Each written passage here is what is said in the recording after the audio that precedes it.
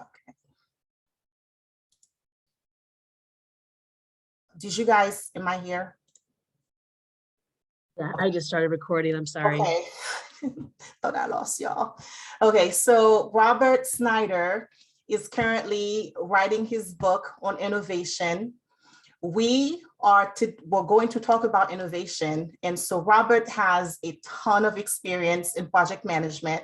He's a 30-year veteran, and he's also interestingly into performing arts. And I especially like the way that he bridges his performing arts experience into project management. And I hope you guys will be just as excited about that, because that's a very interesting angle. Robert has been into consulting, various corporate roles. He has a ton of certifications. He is currently writing a book entitled Innovation Elegance, Transcending Agile with Ruthlessness and Grace. And as far as last I checked, that book is targeted for release next fall.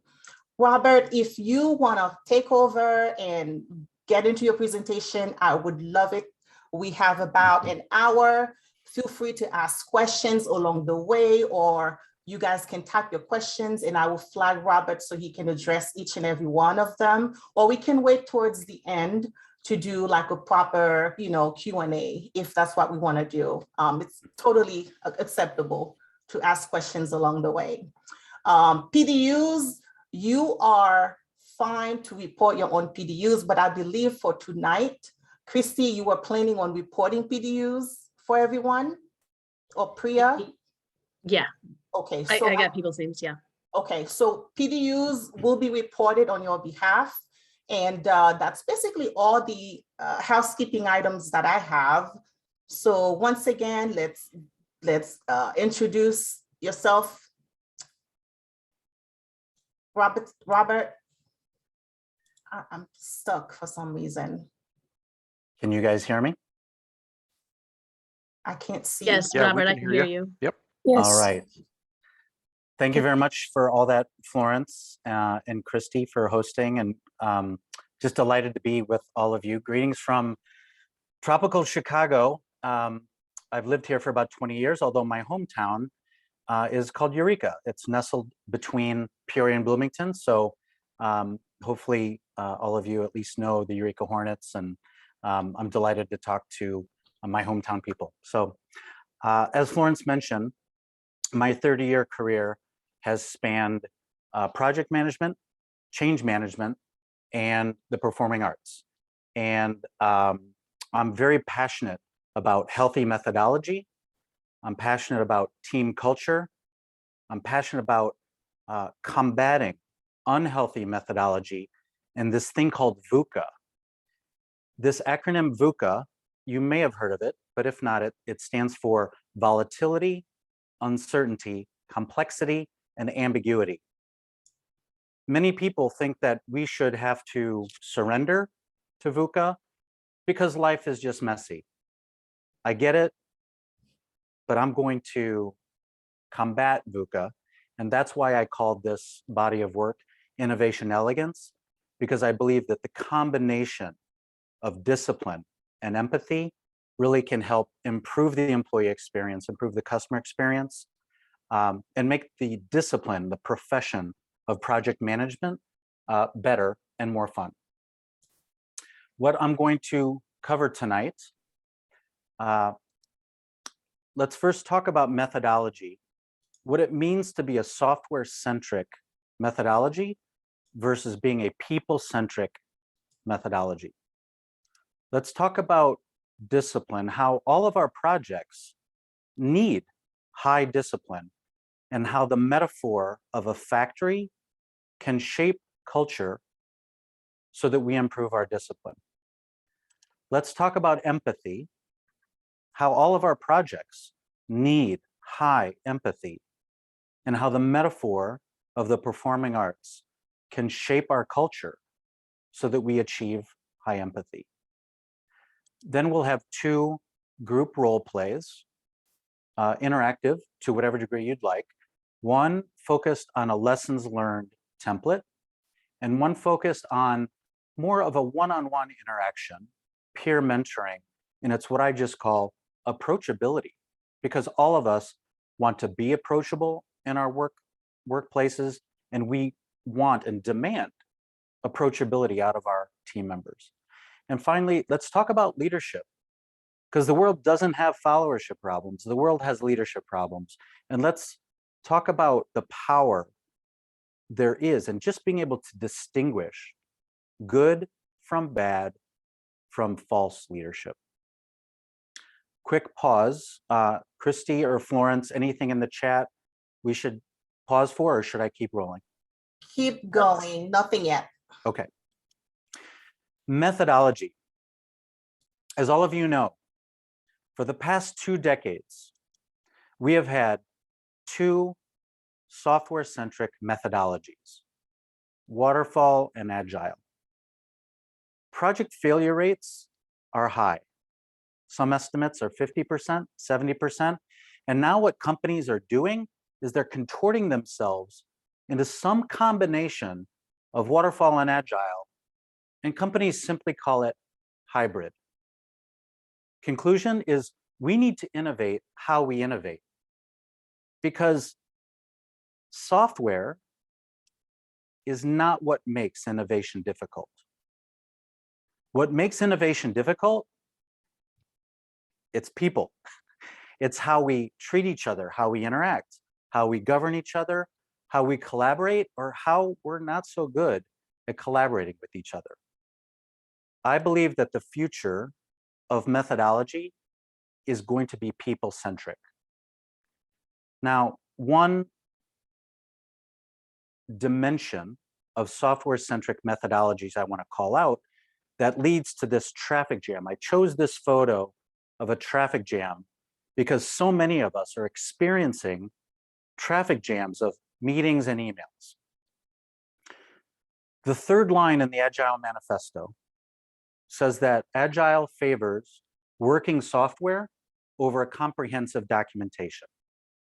Working software over comprehensive documentation. Over the past 2 decades, as documentation has fallen out of favor and become more and more unpopular, what's replaced it are meetings, meeting gridlock, and emails, and the email overload. Companies cannot just meet and email their way to success. We cannot just talk at each other and type at each other and expect success. The reason why, one reason why, is that meetings, the value of meetings depreciates pretty quickly. The value of email threads depreciates pretty quickly. But documentation, process flows, project charter, training materials, roadmaps, the documentation outside email that is our collaboration space, that retains its value for months and years. There's so much durability, as unpopular as it is. The high fixed cost, upfront cost of documentation, I understand why it's out of favor, but think of how the marginal cost of documentation is so valuable to teams. That durability of documentation combats meeting gridlock. It combats email overload. Documentation can be so valuable to your future team. I equate it to a love letter to your future team. Anytime you're doing documentation, your future team, your future organization thanks you. Discipline. All of our projects, in one way or another, could use a little bit more discipline. To have a vision, a model, a positive metaphor for discipline, let's talk about a factory, a conveyor belt. You see an example here in this photo of boxes, in this conveyor belt. A factory it brings up images of movement and predictability and cadence and expectations that are met. Our teams are kinds of agreement factories, right? We agree on the roadmap. We agree on a project charter. We agree on a process flow, the logical database model, the web page design. A healthy team is an agreement factory, and these agreements can't just reside in meetings, and they can't just reside in emails. They need to reside in the documentation outside email. And I can organize this movement, this cadence, this agreement factory with 5 simple verbs. These 5 simple verbs are draft, review, revise, approve, distribute. I don't need to reinvent the wheel. If someone were to say, oh, well, this looks overkill, I would ask, which one are you willing to do without? And if someone wants to add a 6th or 7th verb, I'm going to ask them, do you want to standardize that? Because I believe this is a clean, elegant, low messiness conveyor belt of agreements. It might, and it should look a little bit familiar to you because many of you know what a RACI matrix is. RACI stands for responsible, accountable, consulted, and informed. I believe that the intent and the spirit of a RACI matrix is critical, it's valuable. But I'm not going to put my RACI matrix in a project plan. But what I can standardize in my project plan are the 5 verbs on 4 rows with names. You want a seat at the table? Your name goes next to one of these verbs. Maybe you're contributing to the draft. Maybe you're contributing to reviews and revisions. Maybe your name is next to approve. Maybe your name is next to distribute. The opposite of the 5 verbs is verb sprawl. I had an experience about 5 or 7 years ago where an outside consulting firm had come in to install their content management software into my employer at the time. And the project manager presented to me their default project plan. 110 rows, no problem. 40 different verbs: initialize, finalize, identify, develop, consult, socialize, check, poll. Verb sprawl is a problem. There's a lot of noise. And why would I assign one verb to one activity or deliverable, but this other verb doesn't? So the reinvention of the wheel, that was verb sprawl, basically resulted in us having a task list that was a public dumping ground for spontaneous work that any project team member may say, well, what about this? What about this? And the reinvention really slowed the team down, caused a lot of ambiguity and confusion. It was messy. My feeling is that when we think in terms of the metaphor, the model of a factory, and think about how a healthy team is an agreement factory, we can reduce the noise, reduce the messiness. Meetings and email are wonderful servants. They're not going anywhere. They're wonderful servants, but they're horrible masters when they lead to a traffic jam. To tie these things together, culture traits of our teams and culture traits of a factory, I want to lead us through an exercise. So I'm going to try to set up this exercise, and please be ready. If you're comfortable, be ready to take yourself. Yes. Before you get into this next phase, we do have a question. Christy, you want to read the question? Yeah, hold on. Are you talking about the one that Bobby Yes. presented? Or Bobby can, I'm not sure. Sure. Okay. So Bobby is asking, how do we move away from CYA mindset versus documentation, getting signatures to codify agreements? I prefer conversations versus documentation. Codified agreements, documented RACIs, commitments, verbalized in conversations in lieu of documentation. So he's asking, how are we going to get away? How do we get to that when he prefers a different way, I guess?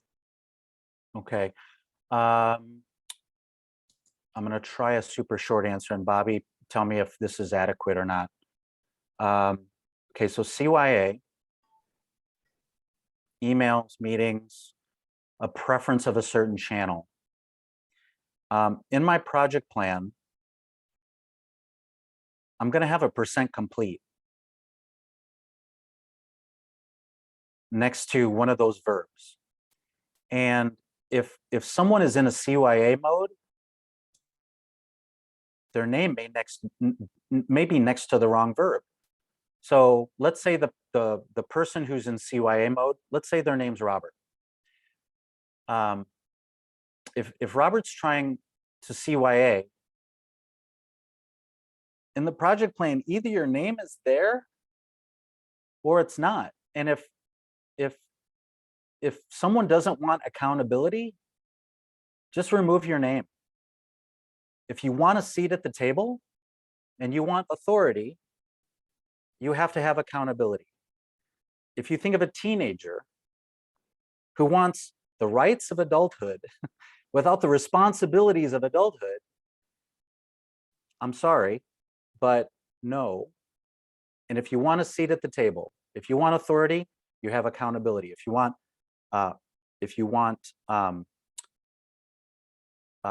decision rights, then you need to have responsibility. And your name is either on the project plan,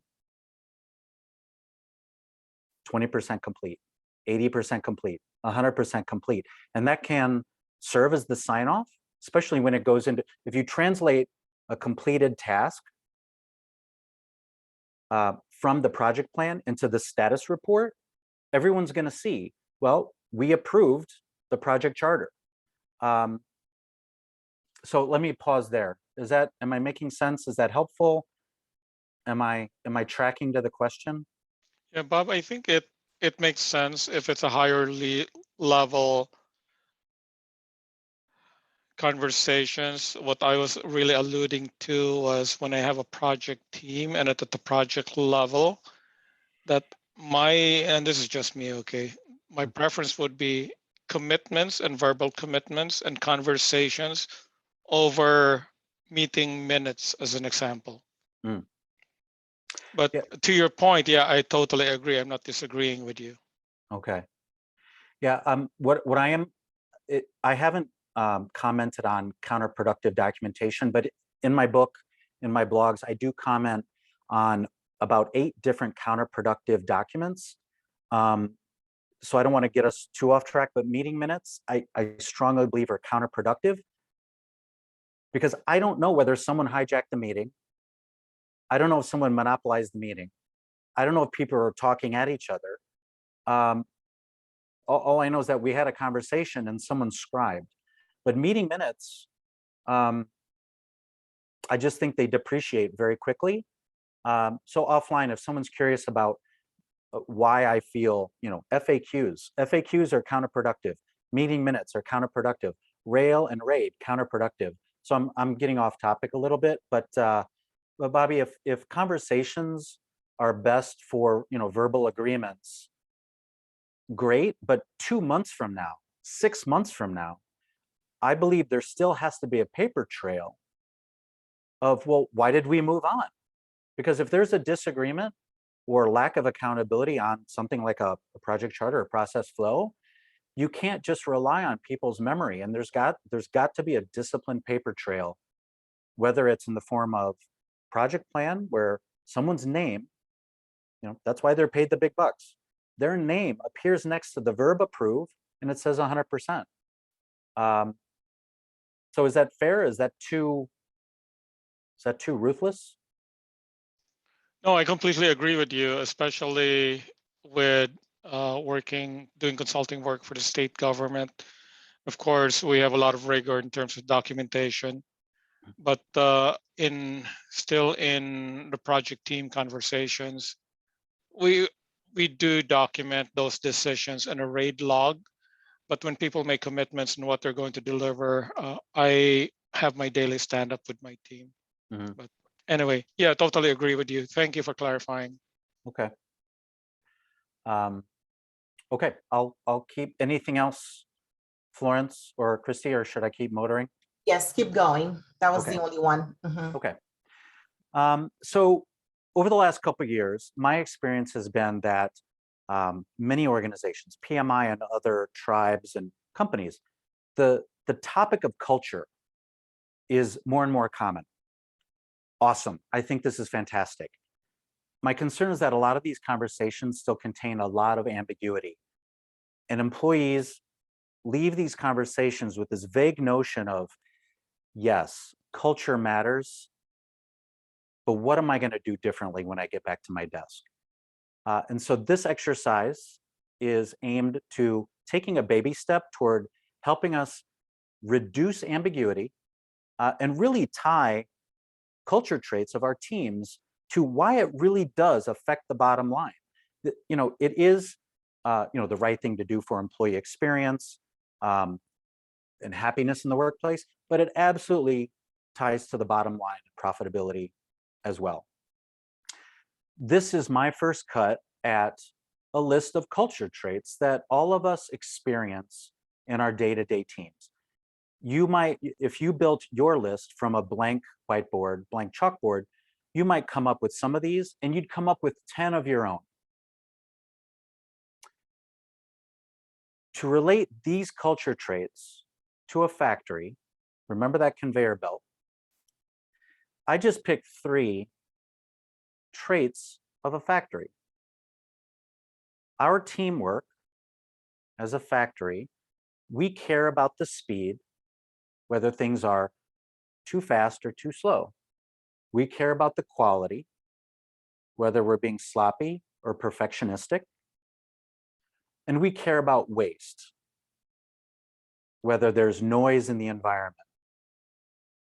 So my attempt here is to get your wheels turning about, well, first of all, does this metaphor of a factory to help shape culture and improve discipline, does this metaphor work for you? Second question is, what culture traits on the left resonate with you? And then what about culture traits in a factory? Speed, quality, waste, variability. I love to use a restaurant example. On a lighthearted note, as I let you guys think a little bit more, I pick on the menu at a certain restaurant called Cheesecake Factory, because the variability is all over the place. And I contrast that with, I don't know, let's say the takeout menu at Avanti's, where it might just be Italian food, lasagna, and ravioli, So variability would be another, a fourth factory trait we could add. Vigilance, ease, elasticity, but I just put 3 of the factory traits here on the right. But let me try to hit the pause button on myself. What reactions do any of you have about the metaphor of a factory? And does this help discipline for your teams?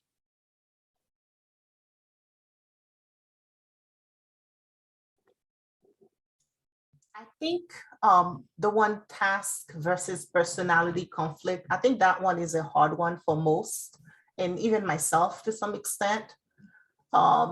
Sometimes it's like the personality kind of like takes over. You focus too much on it, then you're no longer talking about what really happened or the task, the thing, but it's more like the personality. And I guess because personality can actually make you want to pull your hair out. So I guess that's why it's hard, but that's what I was thinking when this came up.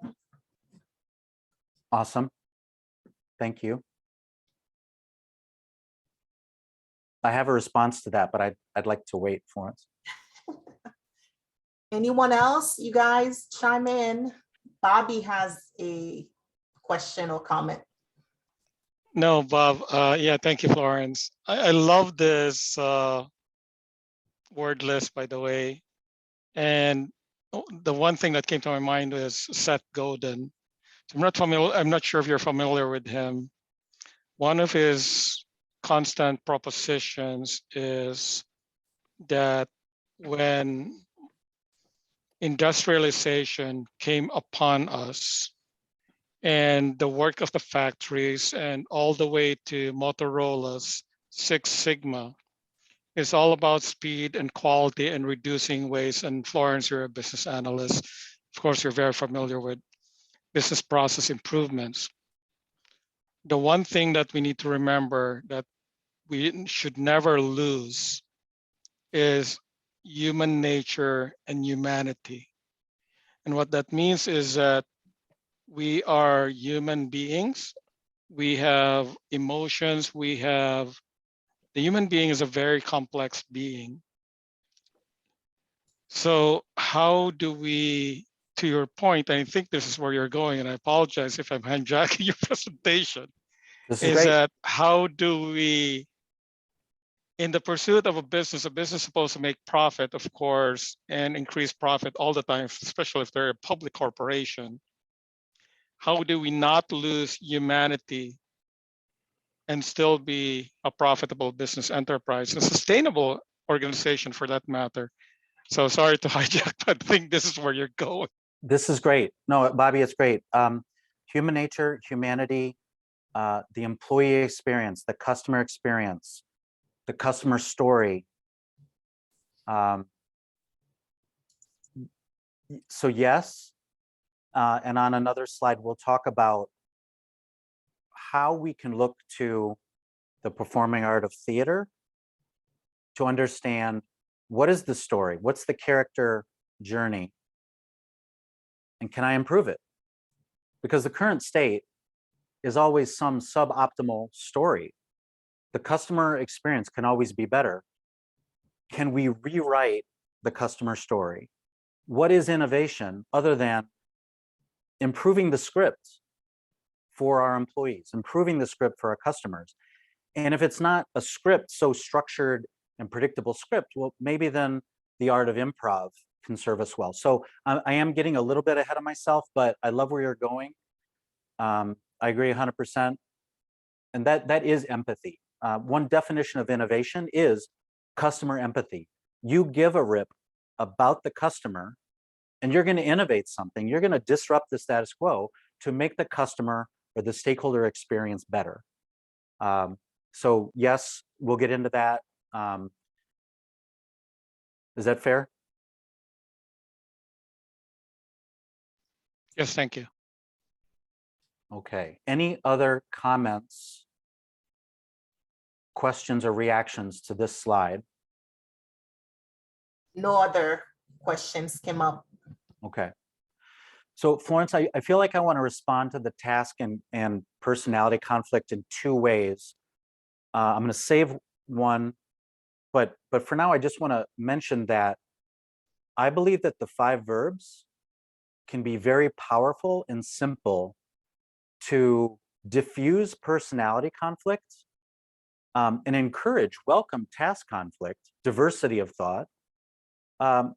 Because if we're not doing the 5 verbs, the depreciation of whatever we're doing is steep.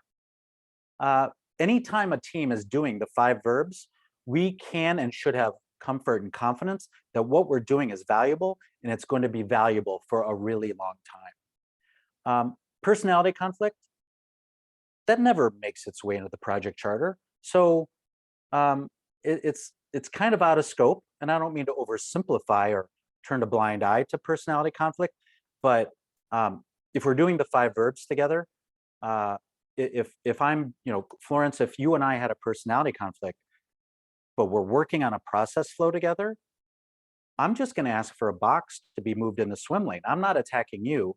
I might just have a difference of opinion about whether this box, is it manual? Is it automated? Does it need to be upstream or downstream? So I believe the 5 verbs can be very powerful and simple to convert personality conflict to task conflict. And also the fact that everyone knows about these 5 verbs, the runway, the visibility, the transparency of those 5 verbs, and the avoidance of reinventing the wheel. People know these 5 verbs are coming. So my hope is that is one way to diminish personality conflict, because to use another performing arts analogy, once we've interviewed, once we've passed the audition, and we're all part of the same cast of a play, we're members of the same orchestra, the same symphony. We're just here to put on a show for our customers. And if I play saxophone, but I've got some personality conflict with a clarinet player, no. We're here to build a performance for our audience, for our customers, and we're here to play notes on a page. Boundaries, I'm playing saxophone, you're playing clarinet, and our personality conflicts, we don't need to spend any time on it. All right, should I keep motoring? Yes. All right. So all that stuff that we've been talking about, it's very left-brained. It's very serious, it's very dry, it's very sterile, and it's very unforgiving.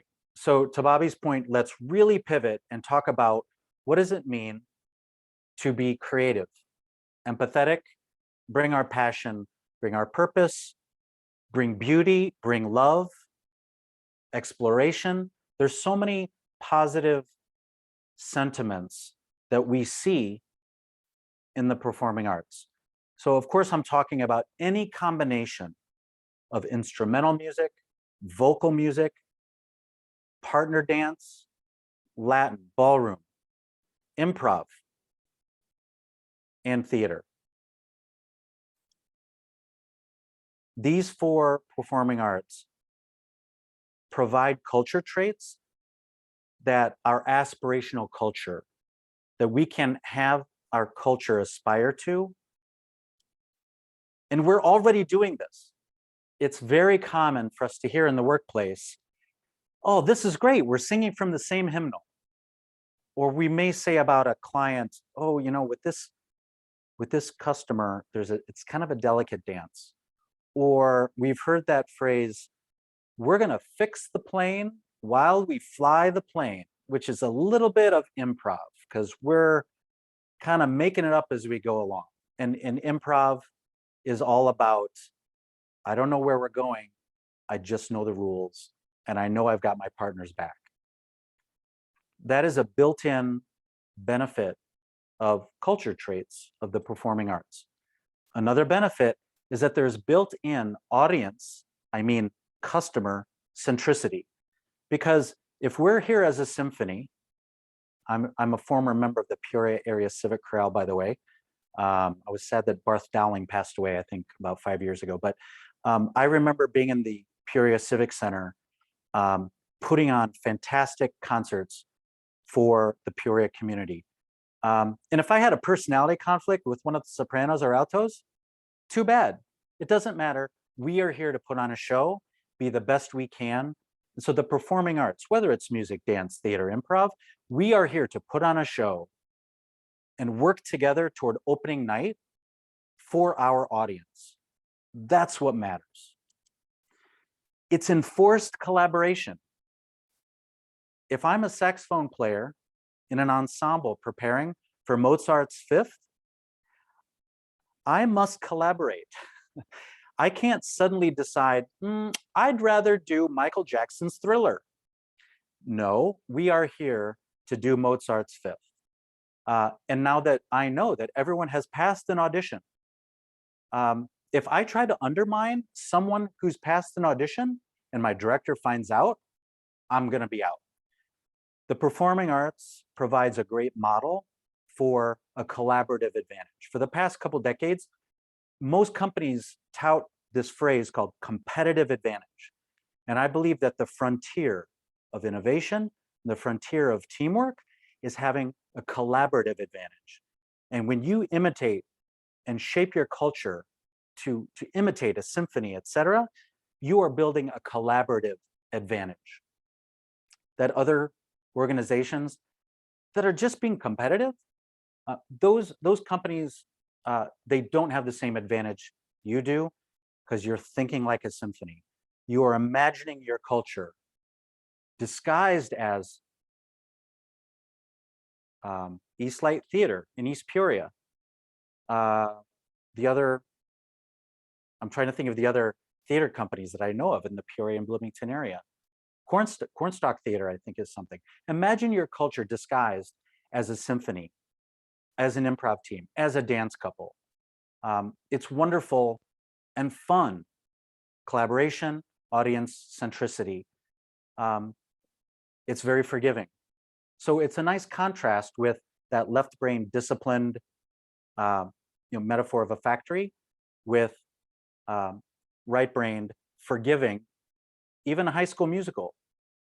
I love to compare the project failure rates that are commonly discussed, 50 to 70%.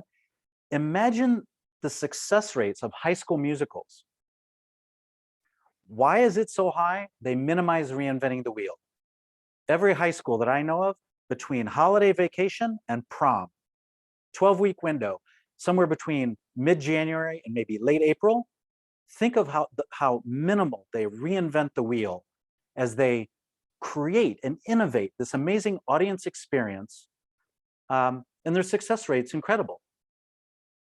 The number of activities that are integrated in a High School Musical: learning your lines, memorizing your lines, learning the choreography, blocking, set design, set build, costumes, props, publicity, sound, lighting. It's unbelievable. How do these high schools pull it off every year? Because they minimize reinventing the wheel. They learn, they adjust, and everything's written down. So now let's try to, let's see where we can map culture traits of the performing arts to the actual performing arts. On the left here is my brainstorm of attractive culture traits that I see across the performing arts. In addition, parenting. Any of you who are parents know how valuable parenting skills are to bring into the workplace when you think of self-sufficiency, beginners, self-esteem, humility. And so I don't have parenting on this slide, but you might see it in there. So again, I'm going to try to press pause on myself and invite you to reflect out loud, chat, or take yourself off mute. Does the metaphor of the performing arts resonate with you? Do any of these culture traits on the left resonate with you? Are any of you on the list on the right? Do any of you see value, empathy, and beauty and elegance in any of these? I welcome your thoughts.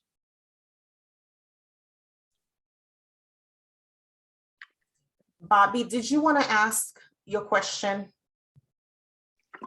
Bob, really quick, I think I may have missed the explanation or the allegory with audience centricity. And then just to follow up on this particular slide, in a performing arts, I would imagine, of course, I'm not an expert in performing arts, but I would imagine there would be a script and there would be a conductor as well for music. And I would imagine there would have been a director. So is your argument then the director and then the orchestral leader are the project team member or the program manager? Is that, or even the CEO, is that the allegory? That, am I spot on? So I'm nodding a lot to what you're saying, Bobby. So I think there might be three things that we could peel back: audience centricity, script, and a conductor slash director slash facilitator. Is that okay if we try to tackle those three things? Yes. Yes. Okay, so audience centricity. Can you elaborate on, Bobby, is it a comment or a question about audience centricity? It's a question. Okay.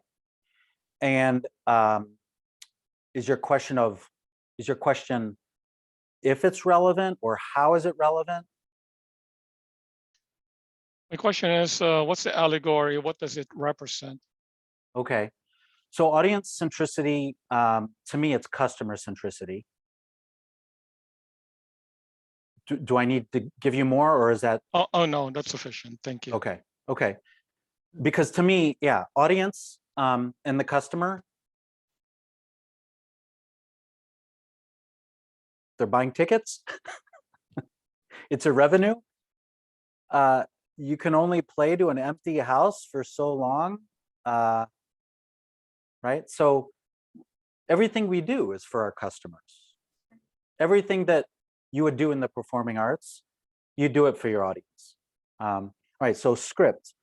So I think that scripts, if I put on my project manager hat, I love scripts because they're a great baby step for process flows. And it's hard for me to ask a beginner employee to like interview someone about their current state or future state and immediately go to a process flow.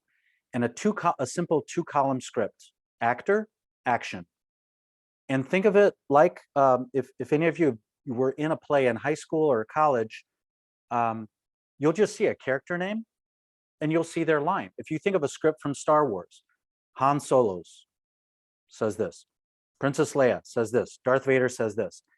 And there are manual steps and there are automated steps.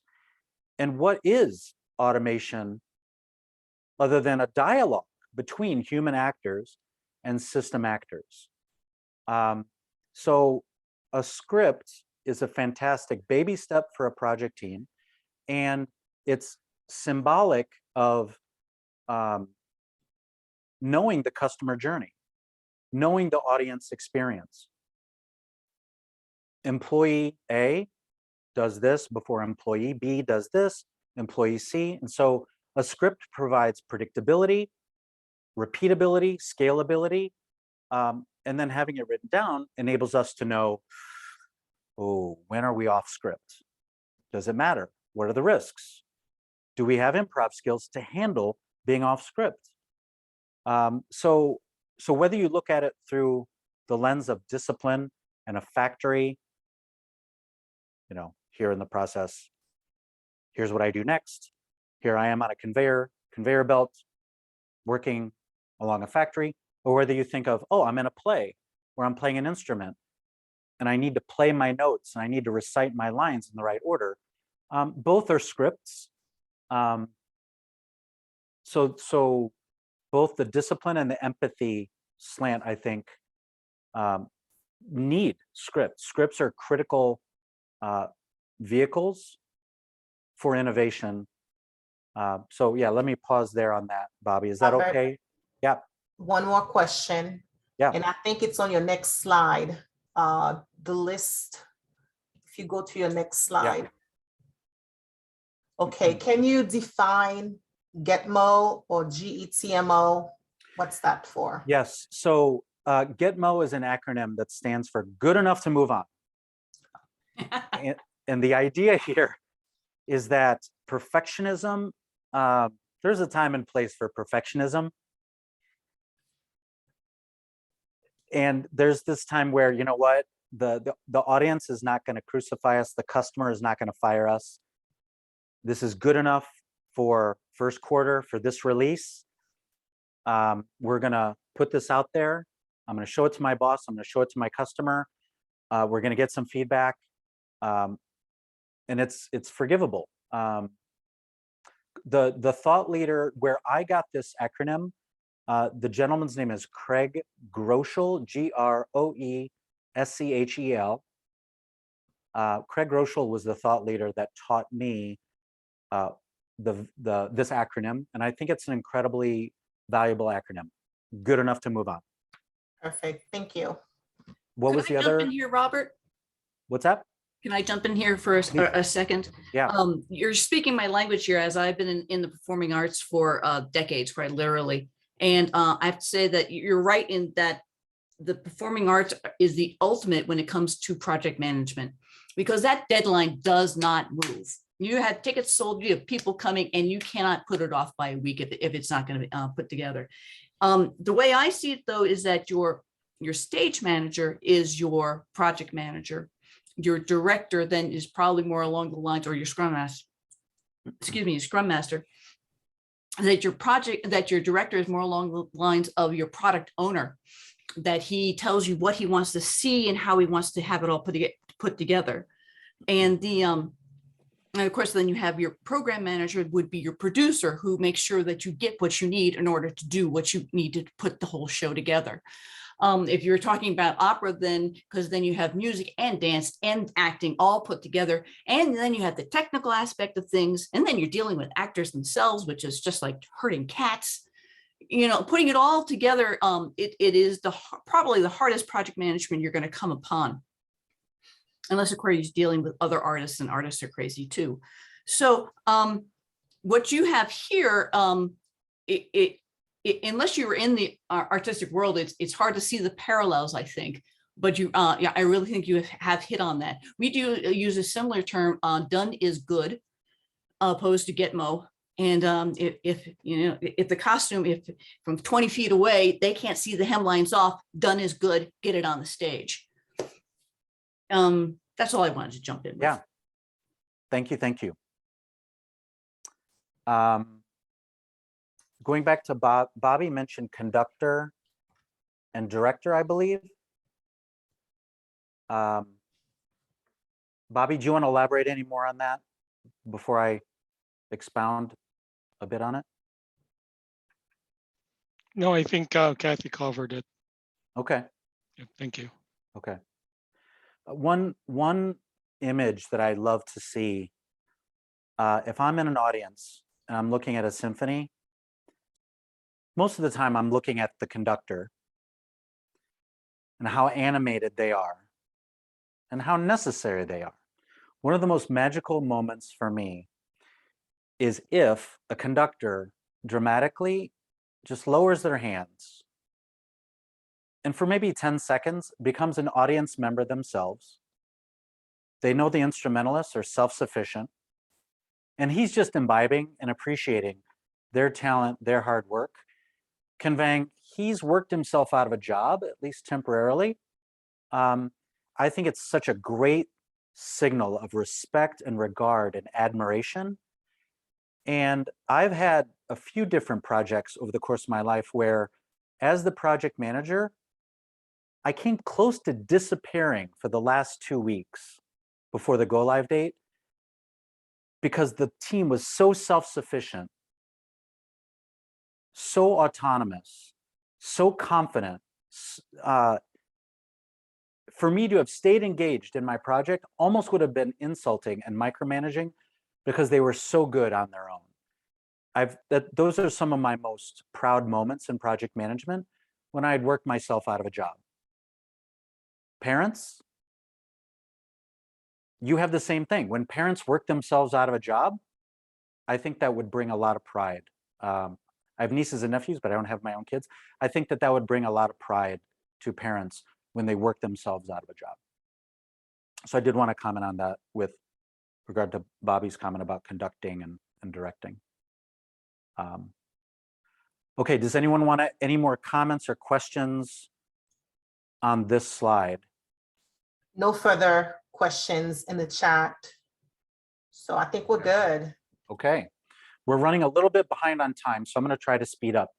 But this is fantastic. So I love the engagement. Lessons learned exercises. So the framework that my teams use for lessons learned, we use 4 phrases. I like means someone has a compliment or positive reinforcement to give. I wish means that someone has a pretty strong opinion about something with a lens toward the past. I hope means that someone has a pretty strong opinion about something with a lens to the future. And finally, I wonder. Maybe a person doesn't have a strong opinion, they have an innocent question, or they feel it's too politically sensitive, but they want to float the question because they want someone to speak about something that's going on in the environment. My teams don't have to finish these sentences every week, but they do have to at least think about it. And if any of my team members go about 2 months without saying anything, I'm going to cry BS and I'm going to demand that they start telling me what their impressions are. This level of granularity for a lessons learned might be enough, But over the years, I've concluded that there's a pattern in the problems. And when we think of a project getting themselves in trouble, there's not 100 different categories of problems. I propose about a dozen. So this is my lessons learned template. And because of time, I'm gonna ask for any initial responses to this, and then we can move on, maybe come back to it. But so I present this to you as a lessons learned template. And teams don't have to fill out the whole bloody thing. As few as, I don't know, 2 or 3 items can really uncover where does the team want to give a compliment? Where does the team feel like they've got a strong opinion about how to improve safety, inclusivity, improve transparency, improve accountability or alignment, morale, stylish. I'm old enough to remember my year 2000 compliance projects and Sarbanes-Oxley. Not stylish, didn't want to put it on my LinkedIn profile. Are we learning? And then the final column, of course, of those innocent questions. So does anyone have any reaction, good, bad, or ugly, to the 4 sentences? I like, I wish, I hope, I wonder. Would you populate this differently? Or do you want to, like, if we had all the time, or if we were physically in the same room, we could populate this together as if we were on the same team. So I'll press pause again on myself. Any reactions? There was one reaction or a statement. Terry, did you want to say it out loud? You said you could see where innovation could come out of the I wonder statements. Did you want to have a conversation with Robert about that? Do you want to add anything to that statement, Robert? I agree. Okay. Yeah. Okay. I'll keep going. Yep, keep going. All right. So this is my attempt at humor tonight. If we had the dream team, if I just wanted to blast a bunch of I like statements, this is what I came up with for the dream team.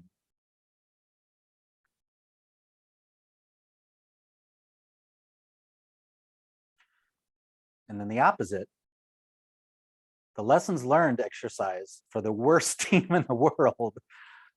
This is my version of the worst team in the world.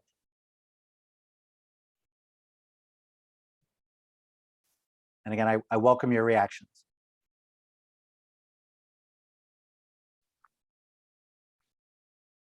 This is Kathy. I just have a comment.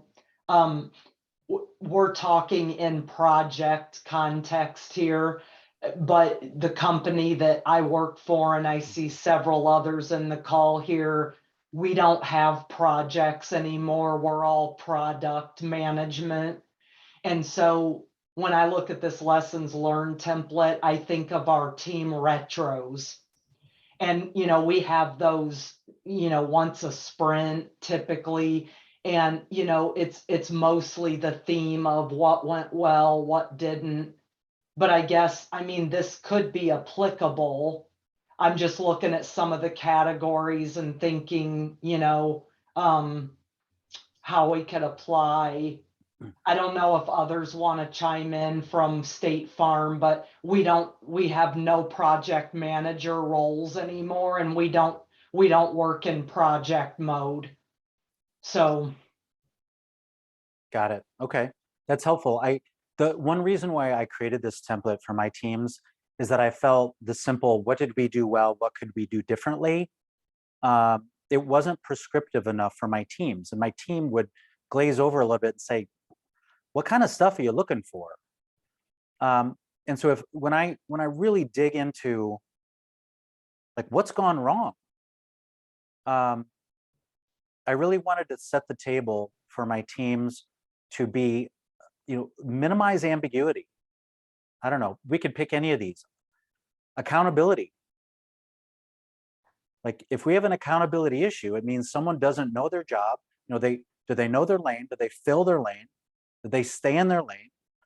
But high level, vague, retro templates, they really don't challenge the team to give them a checklist. Right. Every one of these dimensions absolutely matters. Yeah, and I totally agree with what you're saying about that sometimes they gloss over. If you just ask open-ended, I will make my team participate. I don't allow like, just crickets. I'm like, come on, this has to be interactive. And if no one's speaking up, I'll start with something that went well or didn't, and then they chime in. Yeah. But I do like this template, and I think I may use it in a retro. But yeah, I just wondered if you thought that this is, like if I use product management terminology, it's frequent retros. So Yeah, the open, so thank you for that. The open-ended dimension of this is just a sentence. I like blah, blah, blah, blah, blah. I wish. And to your point about crickets, either to a person, each individual, or for a team, what would that mean to have crickets for a month, 2 months? Like, it doesn't pass my sanity test that no one has any compliments for anyone else. And you have no ideas about what could we have done differently? What might we do differently next time? That just doesn't pass my sanity test. That just means everyone shut their brain off. That's a bad idea. yeah, I agree. Okay, cool. Thank you. All right, I'm gonna keep moving on. I see it's 6:57 here. Second, unless Florence or We Christine- have until 7:15. So Okay. you do have like a good 10 minutes. So Okay. you're good. So the second group role play is about approachability. Probably for the past decade, about once a year, once every 2 years, I have a coworker get fired. And the questions that kind of go through my head are, were they surprised? Were they coached? Were they coachable? Were they approached? Were they approachable? And I think approachability is a critical work style behavior. I believe all of us, regardless of our seniority, need to be approachable. And I think Florence made the comment earlier about personality conflict. I wanted to create a tool to minimize the chance that my coworkers got surprised and minimize the chance that someone got fired, because a lot of times I gave the benefit of the doubt to the follower, the junior person, because I knew the manager. They were in power. And I started to conclude, you know what, I'm not really sure I believe in followership problems. I only believe in leadership problems. And part of that, of course, is on the dance floor. If I have a dance partner and if I'm leading, if we mess up, it's on me. On the dance floor, even if it's her, even if it's me. It's always the leader who needs to take accountability and reset us and be resilient. So I wanted to create a tool that that fostered approachability, minimized personality conflict, and steered feedback toward those 3 communication channels: meetings, email, and our documentation outside email. And for anyone who said, oh, these performance evaluations, it's too much work, can I create a template? I'm just asking, I just want a check mark. More or less? Kind of inspired by a Disney song from Aladdin, where Robin Williams, the genie, sings, have some of column A and try all of column B. Column A being more, column B being less. So the low fidelity version of an approachability menu looks like this. If you have feedback for a coworker, comment on their meeting etiquette, comment on their email etiquette, or comment on their contribution to documentation. Now, this low fidelity version it needs more specificity. Is that the right word? It needs to be more granular. So if we're going to comment on someone's meeting etiquette, let's talk about punctuality.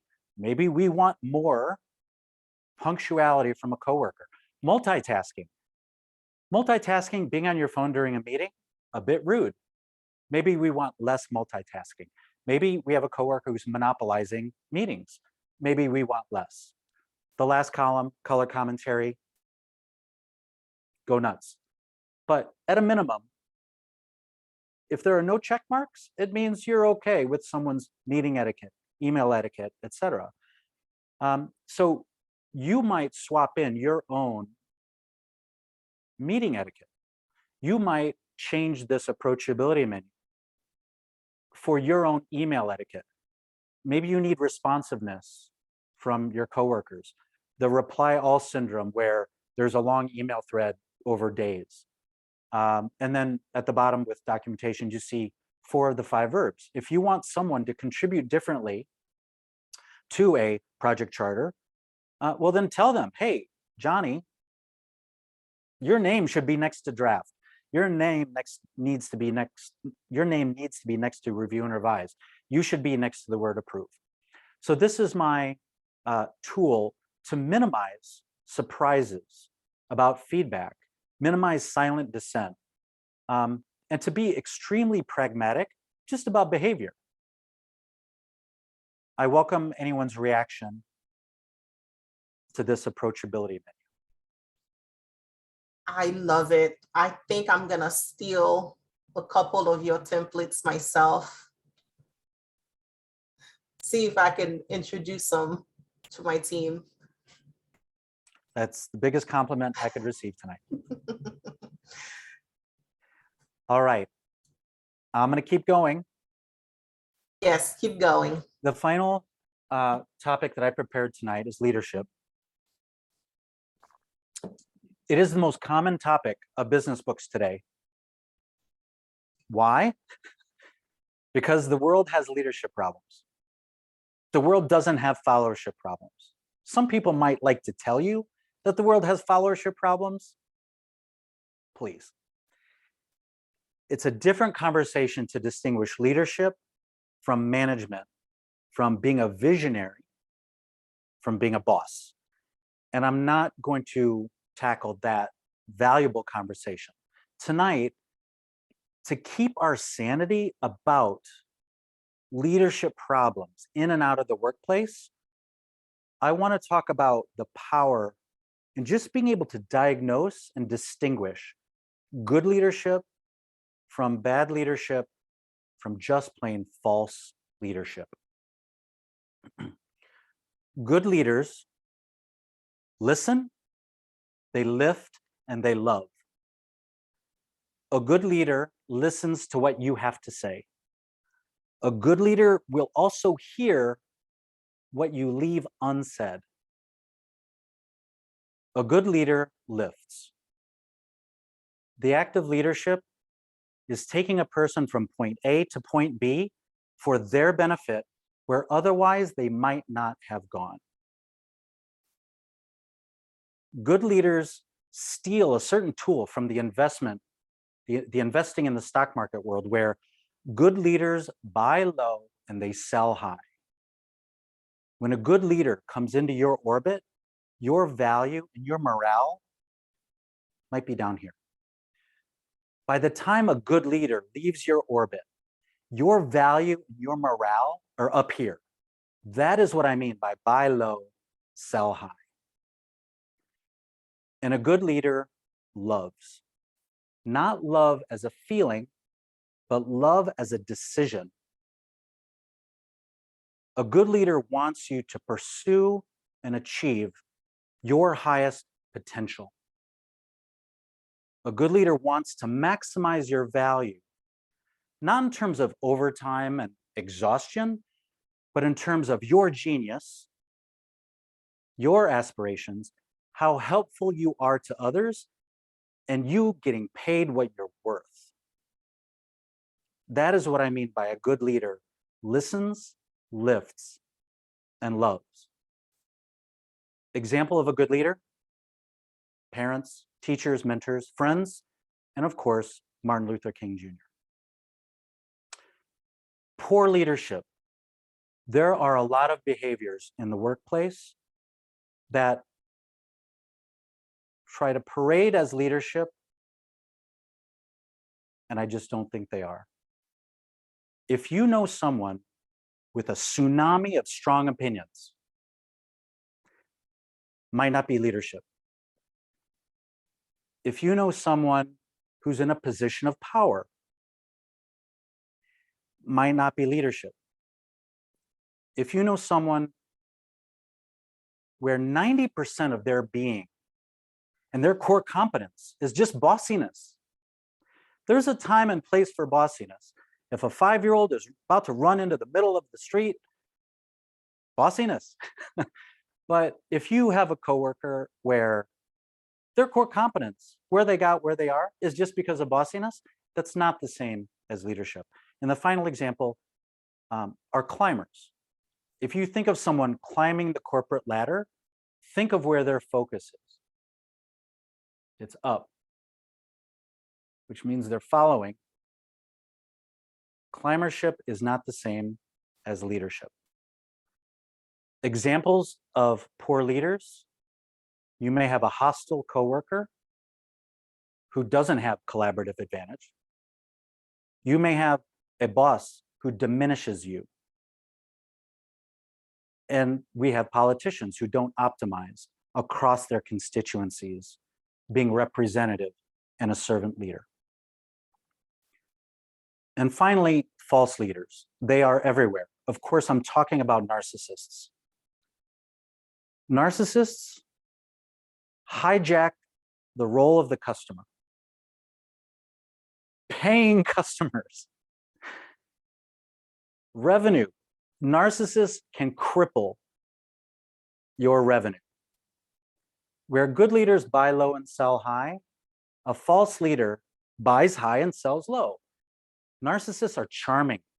They're seductive. When they enter the scene, everything is rosy, rainbows. That's what I mean by buying high. When a narcissist leaves your orbit, your value, your morale, and your reputation could be in a very bad place. That's what I mean by sell low. Most companies lack the tools to keep out narcissists, and most companies lack the tools to prevent narcissists from attaining positions of power. My request to these companies: don't put people who hate people in charge of other people. Good leaders listen, they lift, and they love. False leaders lash out, they lower other people, and they're loudmouths. To end this slide on a positive note, think of the well-roundedness of a good leader. They're aggressive with process, yet they're gentle with people. They know how to give tough love. They know how to give cheerleading love. They know how to bang the table, and they know how to set the table. I present this because the world has leadership problems. Our workplaces have leadership problems. And I believe it's very powerful to be able to call it what it is, give labels and terms so that you can recognize what is in front of you, so you can keep your sanity while you go about pursuing your genius, serving your team members, and reaching your potential. To close, what we covered today, you'll see a photo here of a factory, and you see a gentleman in the marching band. Software-centric methodologies convey that software is what makes innovation difficult. I disagree. What makes innovation difficult are people. And we need to think about what it means to have a people-centric methodology. We need to innovate how we innovate. Software is a wonderful servant. It's a horrible master. Technology is a wonderful servant. It's a horrible master. Meetings and email are wonderful servants. They're horrible masters. For us to have discipline, let's model a factory. What are our teams? Agreement factories. For empathy, model the performing arts. There's elegance, there's resilience, there's forgiveness, there's get mode, it's good enough to move on. It's good enough for opening night. Be able to diagnose what you see in your leaders to retain your sanity. And finally, the value of methodology is so acute because a poor methodology is hard to rescue, even for a good leader. But when you have a solid, robust methodology, that's hard to undermine by a poor or a false leader. And that is why I believe VUCA and poor methodologies are worth combating, and the right combination of discipline and empathy, you can absolutely innovate with elegance. So this is me. I'd love to find you on LinkedIn or at a Peoria or Bloomington area restaurant sometime. And I see it's 7:12. Yes, this was a great, we have 3 minutes. This was great time. I hope everyone got something out of the conversation. I know I started introducing Robert when we only had about 8 or 9 people. So we recorded tonight's event, right, Christy? So in about a month, it'll be available on YouTube and on our Facebook group. And then if you missed it or you want to rewatch it, the video will be available in about 30 days as of today, okay? But in the meantime, I think I have your PowerPoint, Robert. So I'm gonna put that in our Facebook group for members. If you're not a member of our Facebook group, I really encourage you to send me a request so you can actually get all of the slides and keep up with us that way through social media. And check the events page because we have more in the works. And Robert, you did a fantastic job. I can't thank you enough. Again, Bobby, thank you for introducing me to Robert. And Christy, thank you for stepping into my sidekick for tonight. I appreciate you. Sure, no problem. Everyone, you have a wonderful night, and I'll see you guys on the 19th. We have our next event. Florence, do we have time for Bobby to share what he wanted? Oh, Bob, you have a question. Oh, I'm sorry. No, that's okay. Hey, Bob, one last question. And thank you again for presenting, by the way, and sharing and investing your time in our chapter. Can you hear me okay? Now I can. You're back one last now, question. Yeah. On the question on empathy, and there was on the question or the topic of empathy with performing arts, does the allegory break down when we think about performing arts? People are actually acting and may not be in their normal, no facade type of behavior and mindset. Does the allegory break down in that regard? What's the comment on that one? So you might be hitting on the term of authenticity. Is that fair? So the second word that comes to my mind is purpose. If you believe in your organization's purpose, I'm hoping that you'll find your place in the organization because you believe in the purpose. And if someone feels they're being inauthentic, it could be due to purpose. They don't believe in leadership, trust issues. You might be tiptoeing in the debate between job security and career security. So I think that's another valuable conversation, but different conversation about, are you committed to job security, which is a short-term thing? All of us need to be concerned about career security and being resilient. So I'm getting a little bit off topic about authenticity, but everyone has options. And if they feel they're just not where they belong and they don't believe in the cause and the purpose, if they're ashamed to be where they are, hopefully they're not trapped. Being trapped, it's a bad place. And so all of us need to be, mentoring the next generation about the value of options, career security, not job security. I don't know, that exhausts my thoughts, Bobby. Is that fair? Yeah, that's fair. Thank you for clarifying. But yeah, going through the motions,